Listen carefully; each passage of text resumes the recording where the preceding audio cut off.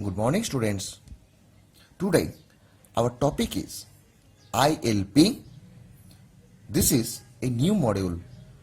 The ILP stands for Instruction Level Parallelism. What is ILP? It is an architectural technique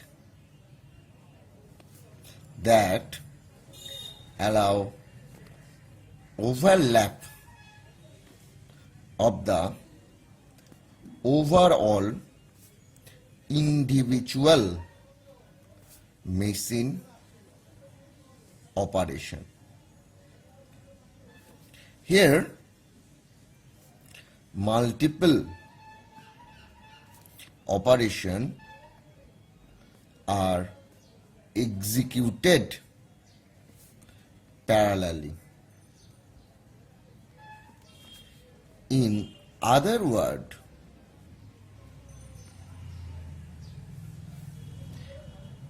instruction level parallelism is a measure of how many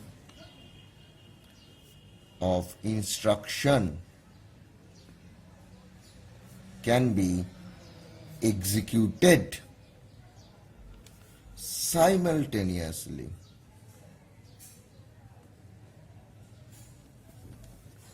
There are two approaches to instruction level parallelism. One is hardware, another one is software. Hardware level works upon dynamic parallelism, where as software level works upon static parallelism. In dynamic parallelism, the processor decide which instruction to execute in parallel, whereas in static parallelism, compiler decide which instruction to execute in parallel. Now, we'll see what is the advantage of using ILP. It will surely increase the speed up of the execution. Now, we will find the difference between ILP and parallel architecture. So, in left hand side I am placing ILP, in right hand side I am placing parallel architecture. Now, point number one is overlap individual machine operation, that is plus, subtraction, multiplication, divide by, so that they can execute parallelly. But in case of parallel architecture, having separate processor with the separate code of the program. Number 2, it is transparent to the programmer, but here it is non-transparent to the programmer. Number 3, what is the goal of using ILP? It will speed up the execution, and here the goal is speed up as well as quality up. So these are the basic difference between ILP and parallel. Now the next topic is technique for increasing ILP. ILP is an architectural technique that allow overlap of the overall individual machine operation. Here multiple operations are executed parallelly. In other words, it is a measurement of how many instructions can be executed simultaneously. Now we will see there are two techniques to increase ILP. One is static scheduling. It is also known as compiler technique for scheduling the instruction to separate dependent instruction and minimize the number of actual hazard. Now next one is dynamic scheduling. Here hardware rearrange the instruction. The advantage is that dependency among the instruction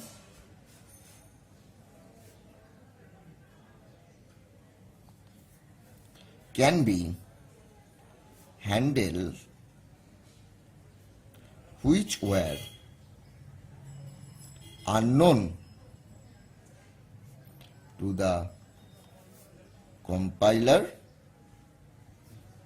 Number 2, it simplify the compiler. Now, the next topic is superscalar. We know that superscalar is a processor. So, superscalar processor is a CPU that implement a form of parallelism called ILP within a single processor. It can execute more than one instruction during a clock cycle by simultaneously dispatching multiple instructions to different execution units on the processor.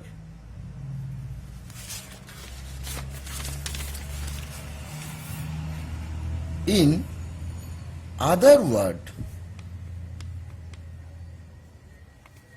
multiple instructions are dynamically scheduled. Scheduling of instruction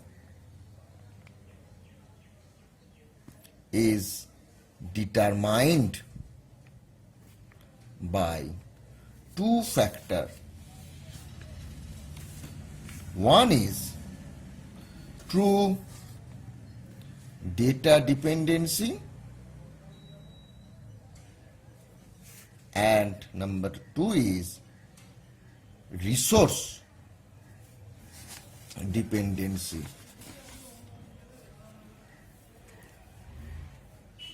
Now, the time comes to conclude our today's lecture. In today's lecture, we have first studied what is ILP. We have seen that it is an architectural technique that allows the overlap of the overall individual machine operation. Here, multiple operations are executed parallelly. In other words, ILP means how many of instructions can be executed simultaneously. There are two techniques to implement this. One is hardware, another one is software. In hardware, we have seen it works upon the dynamic parallelism, and in software it works upon the static parallelism. Next one, we have seen the difference between ILP and parallel. In case of ILP, the overall individual machine operation are overlapped so that can execute it parallelly. But in case of parallel, there are multiple number of processors with the separate code of the program. And in ILP, the operation is transparent to the programmer, but in parallel, the operation is non-transparent. Next, we have seen the technique for increasing ILP. There are two techniques, static and dynamic. In case of static, compiler schedule the instruction, and in case of dynamic, the hardware rearranges the instruction. Next, we have seen the superscalar processor. We have seen the superscalar processor is a CPU that implement a form of parallelism called ILP within a single processor, which can execute more than one instruction during a clock cycle by simultaneously dispatching multiple instructions to different execution unit on the processor. Scheduling of instruction is determined here by two factors. One is true data dependency and another one is resource dependency. Good morning, students. In my previous class, I have talked about instruction level parallelism, where we have seen that it means how many of instruction can be executed simultaneously. There were two approaches to instruction level parallelism. One was hardware, another one was software. This hardware level works upon dynamic parallelism, where this software level works upon static parallelism. Next, we have seen the difference between ILP and parallel. In ILP, we have seen that using this technique or it overlap individual machine operation so that they can execute parallelly. In case of parallel architecture, they were having separate processor with the separate code of the program. ILP was transparent to the program, but parallel architecture was non-transparent to the programmer. Next, we have seen the technique for increasing the ILP. There are two techniques. One was static, another one was dynamic. In static scheduling, the instruction or the dependent instruction are scheduled by the compiler, and in case of dynamic scheduling, the hardware rearranges the instruction. Next, we have seen that what is superscalar processor. We have studied that superscalar processor is a CPU that implement a form of parallelism within a single processor. It can execute more than one instruction during a clock cycle by simultaneously dispatching multiple instructions to different execution unit on the processor. Here, scheduling of instruction is determined by two factors. One was true data dependency, another one was resource dependency. Today, our topic is VLIW processor. VLIW, the word transfer, very large instruction word. So, VLIW means very large instruction word. It describes a computer processing architecture in which a language compiler or preprocessor breaks program instruction down into basic operation that can be performed by the processor in parallel. Hardware cost and complexity of super scheduling is the major consideration in processor designing. So, compile time, analyze is required to identify and bundle dependent instruction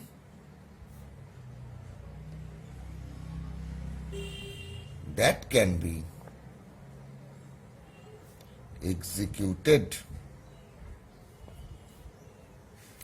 concurrently. These instructions are packed and dispatched together. That's why the name is VLIW. Here, scheduling of instruction only done by compiler. Next, we'll see what is super pipeline processor. It mainly split computational pipeline into more stages. So, as a result, each stage does less work and thus the clock speed can be increased. The advantage of super pipeline processor is to increase the number of instruction execution and hence parallelism. Now we will see the difference between Superscalar and VLIW. Now,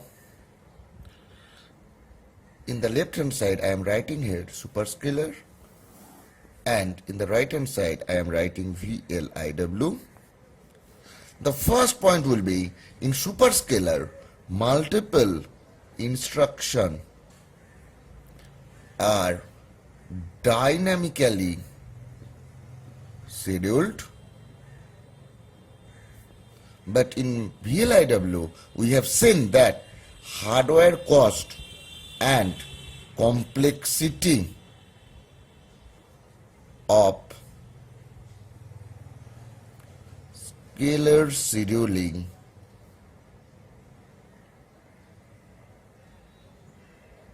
is a major complexity in processor designing. So, compile time, analyze is required to identify and bundle dependent instruction that can be executed concurrently.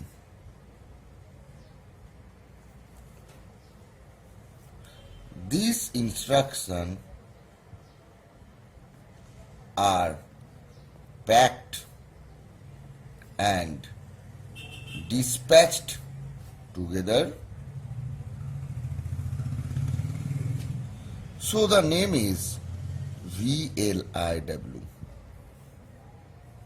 Next point, you can see that here more hardware functionalities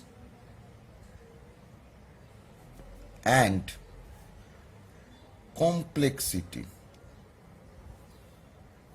But here compiler finds parallelism. Next, scheduling of instruction is determined by two factors. One is true data dependency. Another one is resource dependency.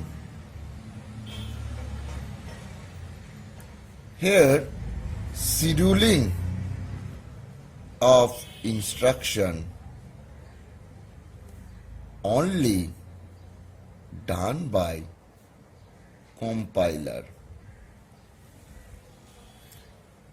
Now, the program is not expected to convey any explicit information regarding parallelism. In VLIW, the program provides information which operations are independent one another. Next topic is vector processor and array processor.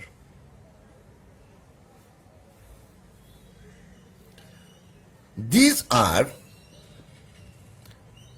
essentially the same with slight difference. The CPU or processor is a chip that handles most of the information and function processed through a computer. Vector processor is a CPU design that is able to run mathematical operation on multiple data simultaneously.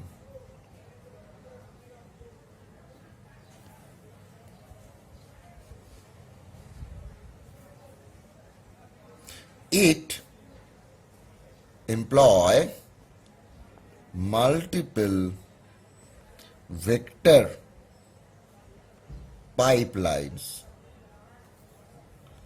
array processor uses a number of processing elements operating in parallel. It is a SIMD type processor and require a host processor. It is a synchronous multiple ALU and each ALU contain local memory. The ALU together with local memory is called processing element. Vector and array processor are not usually used in home and office computer. It is most often seen in high traffic server.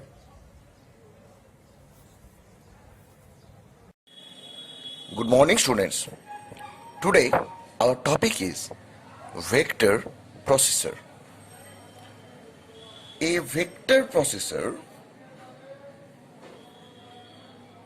is a CPU design that is able to run mathematical operation on multiple data elements simultaneously.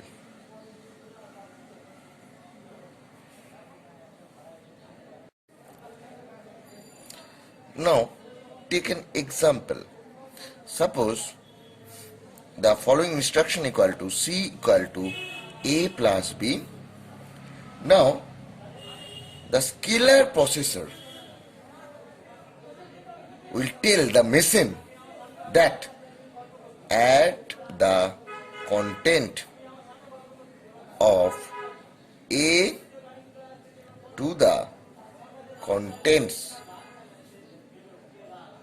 of B and put the sum in C.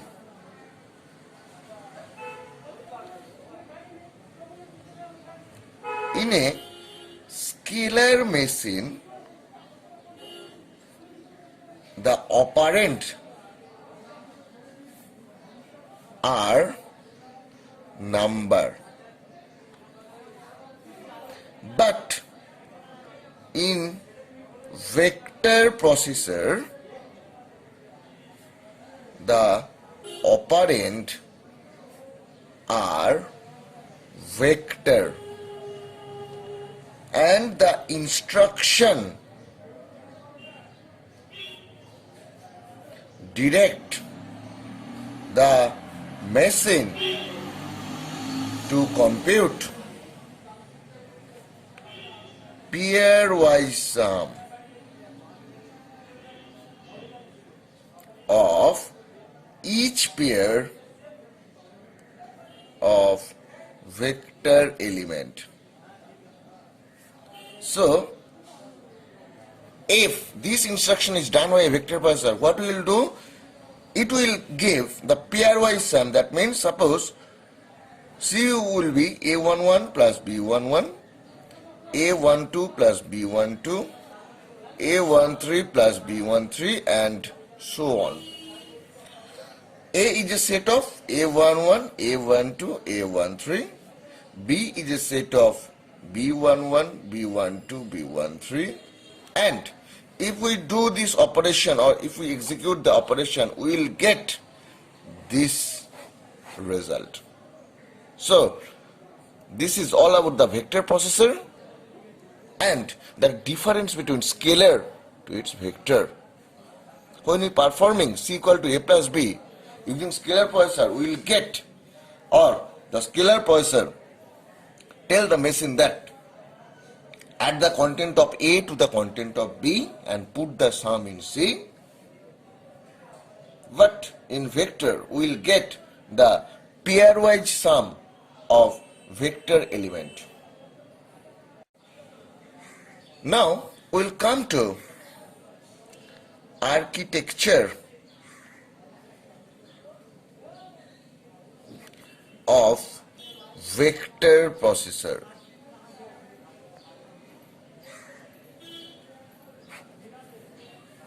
So this will be the control processor. This will be the functional unit.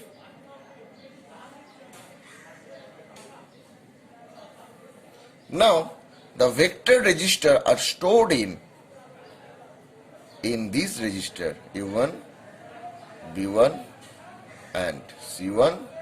These are called vector register.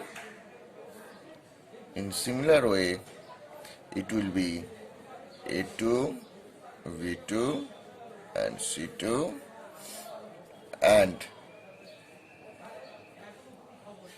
this is our A3, B3 and C3, and they will store the result in memory system. So this is the architecture of vector processor.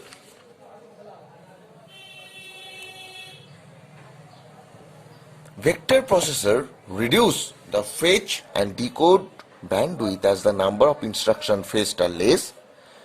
They also exploit data parallelism in large scientific and multimedia application.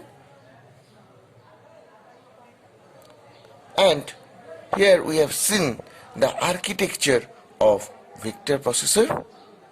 Here the functional unit will perform and the data will be fetched from here and it will store the result in memory system.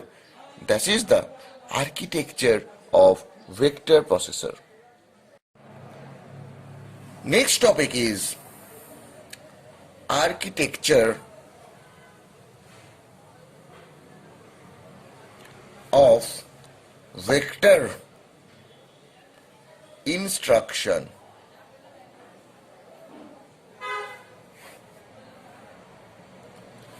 There are three types of vector instruction. First one is vector instruction. What is that? From different vector register, one or more than one vector operand enter into the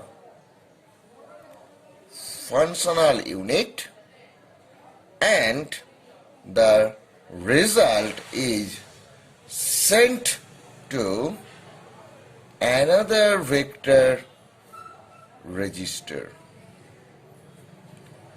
This type of vector operation is known as vector operation. The diagram is shown below. Suppose functional to 1 will perform VB to VA, and functional 2 will perform VB into VC, that is stored in VA. So functional will transfer the result VB to VA, or VA result will be transferred into VB, and that VB into VC will get the result of VA, and this is called here vector-vector instruction, where the two operand are vector. So here we will get VA, VB, VC are vector register, and the operand are vector, and the stored result is also in vector.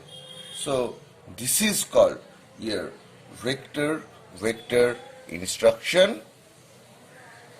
Next will come with vector scalar instruction.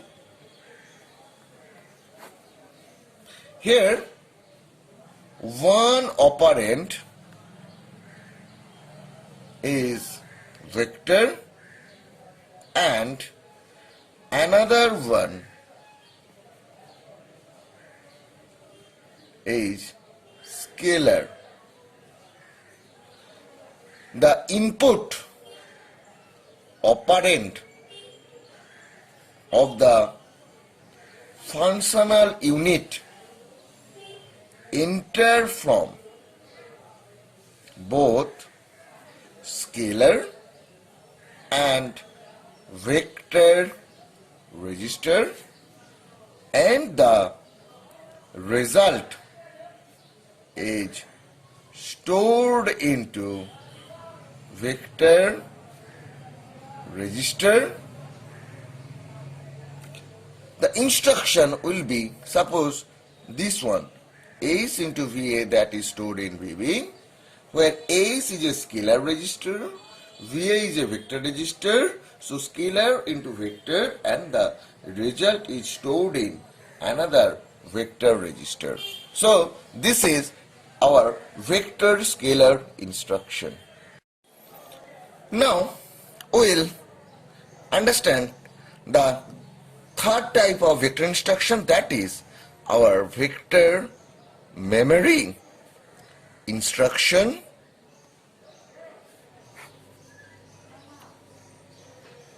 It can be defined as vector load or vector store operation between vector register and memory.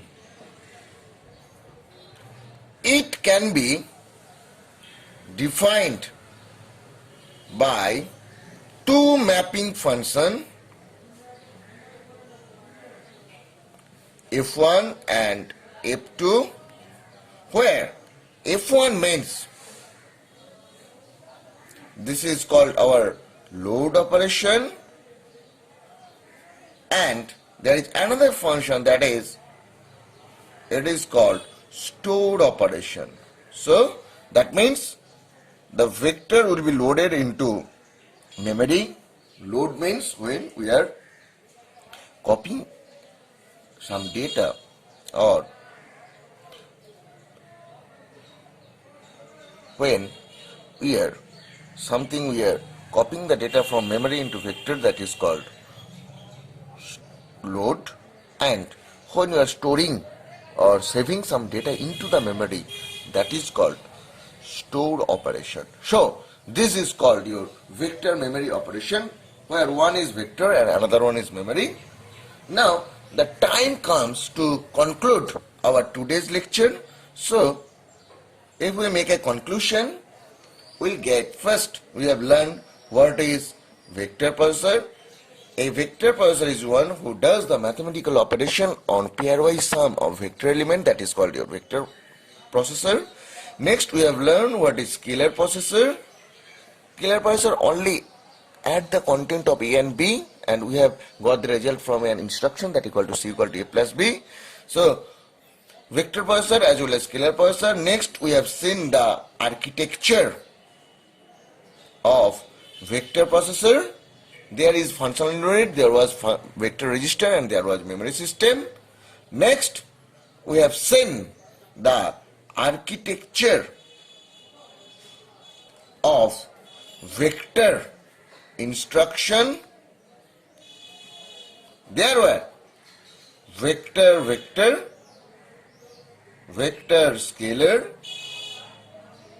and vector memory, where in vector both the operands or source and destination are vector. In vector scalar, one is your scalar and that result is stored in vector, and in vector memory it is defined by load or store operation, where the load operation means when we are fetching some data from the memory, that is called load, and when we are storing some data into the memory is called the store operation, and that is known as vector memory instruction. So in our next lecture we will see that what are the operation that is supported by vector processor. We will see the strip binding, vector stride, and how the vector processor will process the data. There are two types of processing method. One is our vertical, another one is called our horizontal. So this will be covered in our next lecture. Good morning, students. We are now in vector processor architecture, and today's topic is operation supported by vector processor. There are two operations supported by vector processor. Number one is register operation. Here the operand are fetched from the register and routed directly to the functional unit. After the computation, the result is stored into register. Next one is memory operation. Here the operands are fetched from the memory and directly routed to the functional unit. After computation, the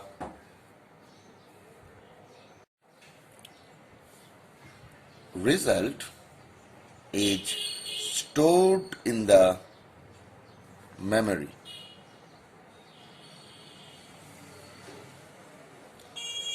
Now we will see the vector processing.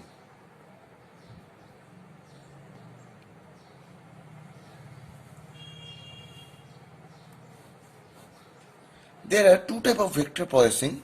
One is vertical, another one is horizontal.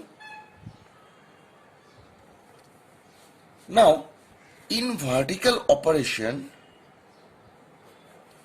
all the computation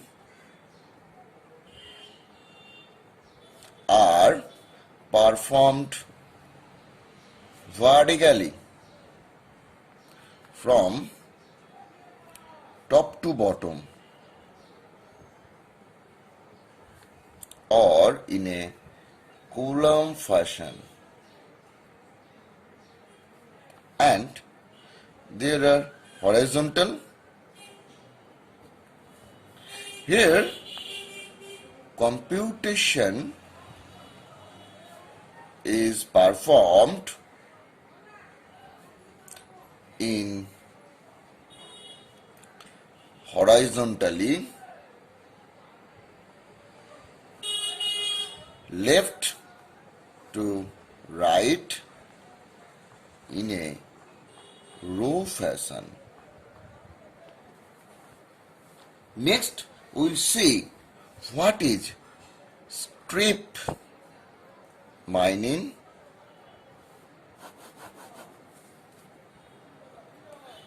Here, the original vector is divided into equal size vector register and processed into sequential order. The process of strip mining is performed by compiler as well as hardware. Now, next topic is vector stride. There are different address position in memory of adjacent element of a vector. So, a technique is required to fetch element of a vector that are not adjacent in a memory. A vector instruction is said to be stride I if the distance between the two successive element is I. Now the next topic is what is parallel processing and level of the parallel processing. So parallel processing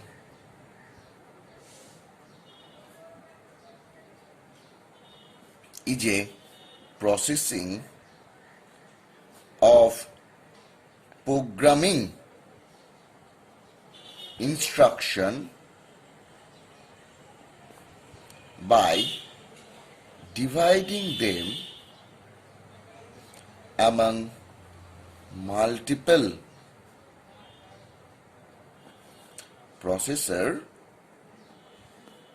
with the objective of running a program in less time. Now we will come to the levels of parallel processing.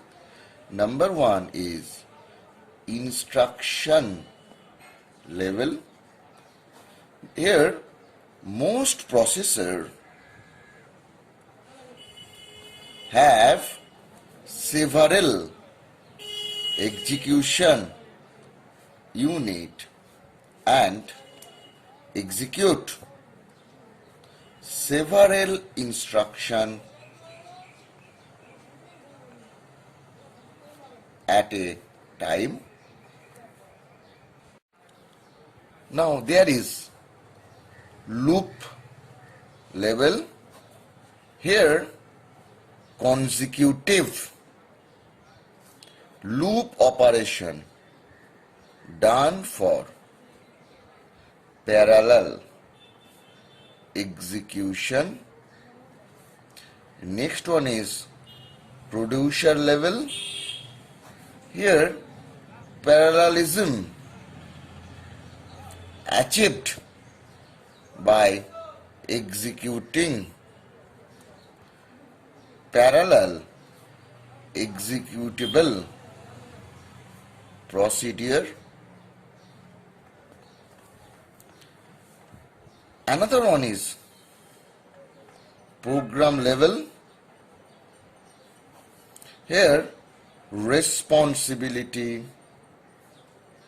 of OS which run the process concurrently. So these are the four levels of parallelism. Now we will solve a numerical problem where in the numerical problem it is given the instruction type. There are four types of instruction: integer, data transfer, floating point, branch, and the count is associated with it along with the clock cycle per count is associated with it. Now assuming processor speed equal to 50 MHz, we have to calculate the CPI. The formula of CPI equal to instruction count into clock cycle per count by summation of count. Here instruction count means 50,000 integer into clock cycle 1 plus data transfer 35,000 into 2 plus floating point 20,000 into 2 plus branch 60,000 into 3 by instruction count, that means 50,000 plus 20,000 plus 35,000 plus 60,000. Now so this is the way how we can calculate the CPI. Now we will have to calculate the MIPS. We will get this MIPS by processor speed by CPI. We know that the processor speed is 15 to 10 to the power 6, and we will get this CPI from this CPI. Now we will have to calculate the execution time. The formula of execution time is CPI into summation of instruction count into clock time, and when you put the value, then we can get the total execution time.